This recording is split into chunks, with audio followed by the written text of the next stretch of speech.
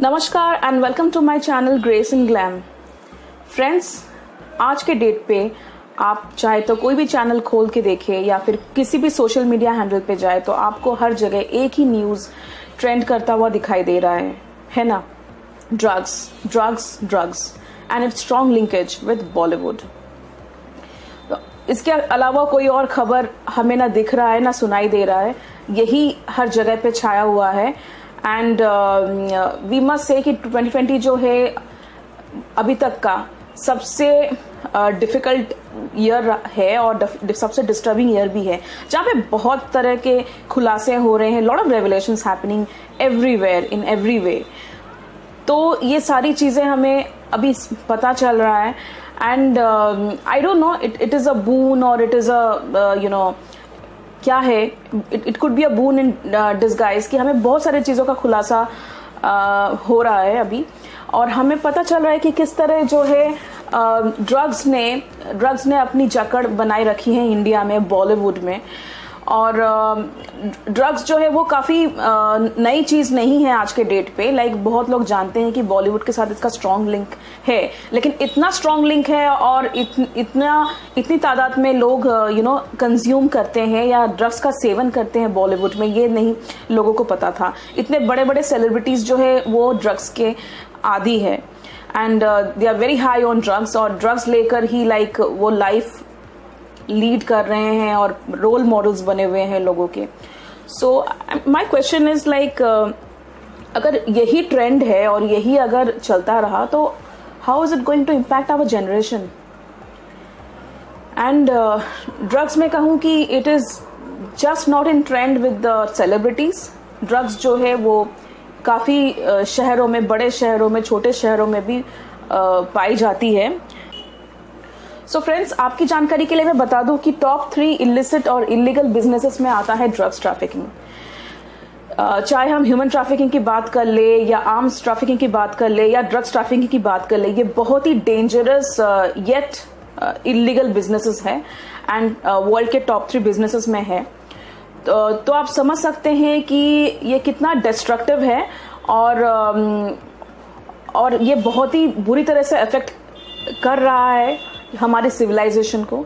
और इसका तो प्रवेश इंडिया में बहुत पहले से ही रहा है, लेकिन हमें नहीं पता था कि बॉलीवुड के साथ इसका इतना स्ट्रॉन्ग कनेक्शन है और इतनी भरी मात्रा में लोग इसका सेवन करते हैं। The so called celebrities, they consume drugs just the way they consume probably vegetables या आई डोंट नो मील्स, इस तरह सेवन करते हैं। तो ये सारी चीज़ें जब सामने आई तो it's very disturbing and I know lot of people जिनको लगता है कि ड्रग्स लेना इज वेरी कूल, ठीक है, क्योंकि it gives you an instant kick and आपको एकदम हाई पे ले जाता है और एकदम, या फिर कभी आपको हाई होना हो या कभी आपको नॉर्मलाइज होना हो या थोड़ा सा सप्रेस करना हो। तो मुझे नहीं लगता कि नर्वस सिस्टम के साथ इस तरह का छेड़छाड़ करना बहुत अच्छी बात है। ये बहुत ही गलत सोच है, ये बहुत ही गलत तरीका है फ्रेंड्स। मैं बॉलीवुड के बारे में नहीं कहूँगी। I personally know few people और या फिर मेरे कुछ सो कॉल्ड फ्रेंड्स जो खुद इस चीज़ का सेवन करते हैं, they are into drugs and चाहे वो हैश हो, चाहे वो वीड हो, चाहे वो स्मैक हो, क्या हो, तो there are lot of people like जो कि इस तरह का सेवन करते हैं एंड बहुत लोगों ने कन्फेस किया है कि उन्होंने थोड़े हाई एंड ड्रग्स भी लिए हैं। तो आई डोंट नो कैसे बोलते हैं और do they find it very cool to talk about it. तो मैंने ऐसे लोगों के साथ ऑलरेडी सेफ डिस्टेंस बना लिया है, बिकॉज मैंने कुछ लोगों को ऐसे बोलते देखा है या उनको करते हुए देखा है कि वो ऐसे बोलते हैं कि सुबह उठ के ही उन्हें एक कष्ट चाहिए, अदरवाइज उनकी नींद नहीं खुलती, या फिर या फिर वो बाथरूम रिचुअल्स ठीक से नहीं कर पाते हैं, ठीक है। तो ये आई जस्ट वांट टू से कि हमारा देश है ना किस तरफ जा रहा है, क्या ये अच्छी बात है? Now there is a very big confession from my end. मैं अपने रियल लाइफ एक्सपीरियंस के बारे में बताऊं तो माई x was a big time alcoholic and he was into substance abuse. So this is one big reason I had to walk out of the relationship, or it was a decision taken by me मुझे ये decision लेना पड़ा जब मैंने देखा कि बहुत सारे तरीके मैंने अपनाए. I took him to the rehab, I took him to the psychiatrist. बहुत सारी चीज़ें मैंने अपनाए, लेकिन उसके बाद भी मुझे दिख रहा था कि कुछ होने वाला नहीं है, नो होप. तो I had to simply walk out of the relationship. I could not help it. And he had admitted taking lot of drugs in his life. और उसने ये सब शुरू किया था अपने स्टूडेंट करियर में. One fine day he actually confessed to me that he is into drugs. और उसे ड्रग्स लेने की आदत तब लगी जब से वो हॉस्टल में रहा है, क्योंकि उसके लाइफ का एक बड़ा हिस्सा हॉस्टल में बीता है. तो उसको तब से इन सब चीज़ों की आदत लगी है. और he has actually confessed. He had confessed taking weed. He had confessed taking hash. He had confessed taking smack. और एक बार शायद कोक भी किसी पार्टी में. तो I tried taking him to the rehab. I tried reaching out to the psychiatrist. मैंने बहुत कोशिश की, but I failed miserably. और मैं कुछ भी नहीं कर सकती थी, because जो सामने वाला है उसका अगर विल पावर अगर अच्छा नहीं है, स्ट्रांग नहीं है, तो आप कुछ भी नहीं कर सकते. तो मैं खुद देख रही थी कि ये सारी चीज़ें हैं ना, किस तरह से एक ड्रग एडिक्ट को डिप्रेशन में ले जाता है, और उसी को नहीं, उसके साथ जो लोग होते हैं वो भी डिप्रेशन में चले जाते हैं. मैंने बहुत कोशिश की, लेकिन I failed. I even spoke to his family, लेकिन ऐसा कुछ नहीं हो पाया. लेकिन फैमिली ने भी जवाब दे दिया, बिकॉज उन्होंने भी काफ़ी कोशिश की, लेकिन कुछ नहीं हो पाया. So all this led me to walk out of the relationship. तो फ्रेंड्स, मैं आपको यही बताना चाहती हूँ कि ये बहुत ही डेंजरस लत है. एंड ये बस शुरू करने के लिए बहुत लोगों को लगता है कूल है, बहुत लोगों को लगता है oh my God it's great to try something like that. लेकिन मैंने कभी लाइफ में ये सब चीज़ें ट्राई भी नहीं की. मैं तो in fact I am allergic to smoke. If you talk about even smoking, I am allergic to smoke. I am not even a passive smoker. अगर कोई मेरे सामने I am talking about my brother या मेरे फ्रेंड्स जो मेरे chain smoker friends भी है, अगर वो मेरे सामने स्मोक भी करते हैं तो मैं उनके साथ बैठना पसंद नहीं करती, या मैं वहाँ से हट जाती हूँ, बिकॉज मुझे स्मोकर्स ऐसे पसंद ही नहीं है. तो I am very allergic to smoke. तो ये सारी चीज़ें तो एक्चुअली आउट ऑफ क्वेश्चन है. और सच बताओ तो ये सोच के भी कभी ट्राई नहीं किया कि कहीं आदत ना लग जाए, कहीं लत ना लग जाए, बिकॉज एंड सच बात है तो लाइफ ना बहुत अच्छी तरह से जी जा सकती है. ये सब चीज़ें क्या है, आप अच्छे से खाओ, अच्छे से घूमो, अच्छे से रहो. So there is a dopamine void.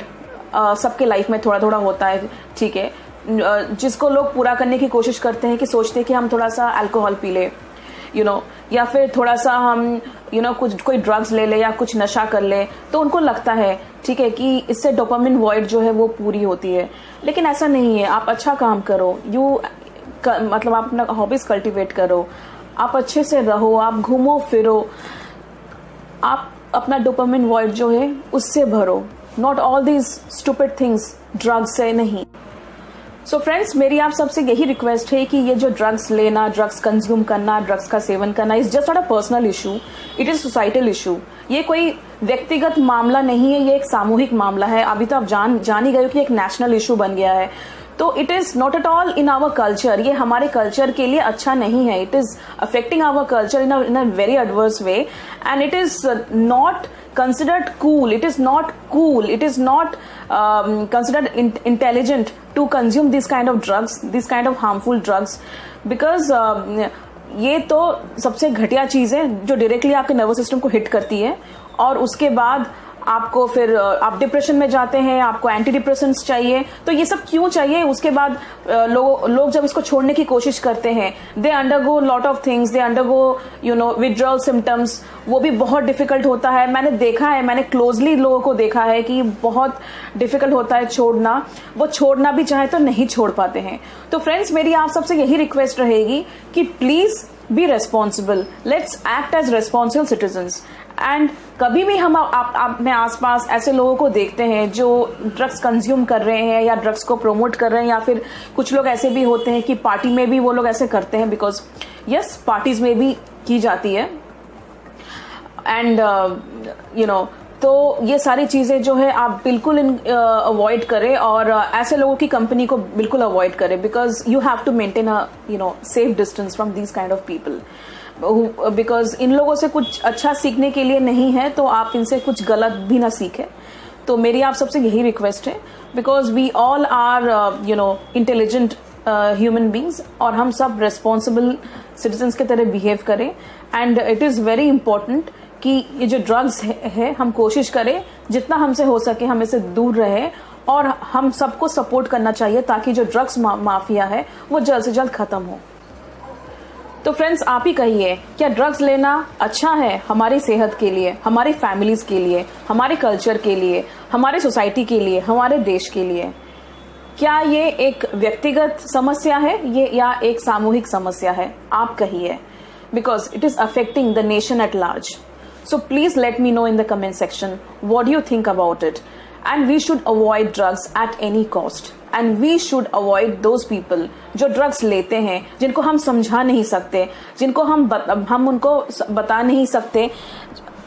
तो ऐसे लोगों की कंपनी जो है आप अवॉइड करें, ऐसे लोगों के साथ ना उठे बैठे।